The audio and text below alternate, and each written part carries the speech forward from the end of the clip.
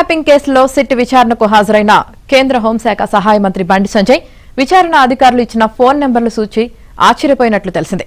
గతంలో బీజేపీ రాష్ట్ర అధ్యక్షుడిగా పనిచేసిన సమయంలో ఆయన పార్టీ జాతీయ అధ్యక్షుడు జేపీ నడ్డా, కేంద్ర హోంమంత్రి అమిత్ షా, పార్టీ సంస్థాగత ప్రధాన కార్యదర్శి బిఎల్ సంతోష్తో పలుమార్లు మాట్లాడారు.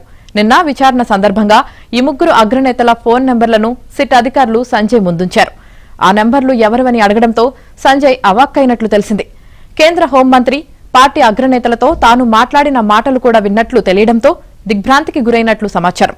అలాగే పార్టీకి విరాళాలు అందించిన వారి నెంబర్లు కూడా వెల్లడించిన సిట్ అధికారులు వారి ఫోన్లను ట్యాప్ చేసినట్లు సంజయ్కు తెలిపారని బీజేపీ వర్గాలు పేర్కొన్నాయి.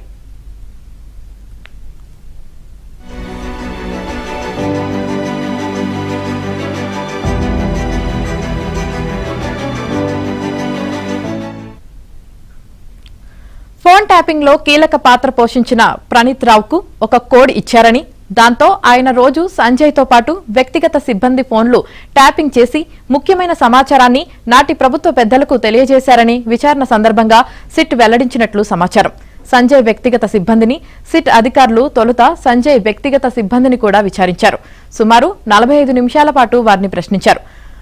పసునూర్ మధు, బోయినపల్లి ప్రవీణ్ రావు, పోగుల తిరుపతి కాల్ రికార్డింగ్ డేటాను వ్యక్తిగతంగా ముందుంచి ఆయా ఫోన్ నెంబర్లు కలిగిన నాయకులతో మాట్లాడింది వాస్తవమేనా అని ప్రశ్నించి నిర్ధారించుకున్నారు.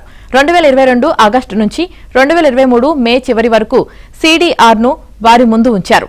ఫోన్ ట్యాపింగ్ జరిగినట్లు అనుమానం వచ్చిందా అని ప్రశ్నించగా వచ్చిందని వారు సమాధానమిచ్చారు. కాగా సంజయ్ వ్యక్తిగత సిబ్బంది, కుటుంబ సభ్యుల ఫోన్లను కూడా ట్యాపింగ్ చేసినట్లు తాజాగా వెల్లడైంది.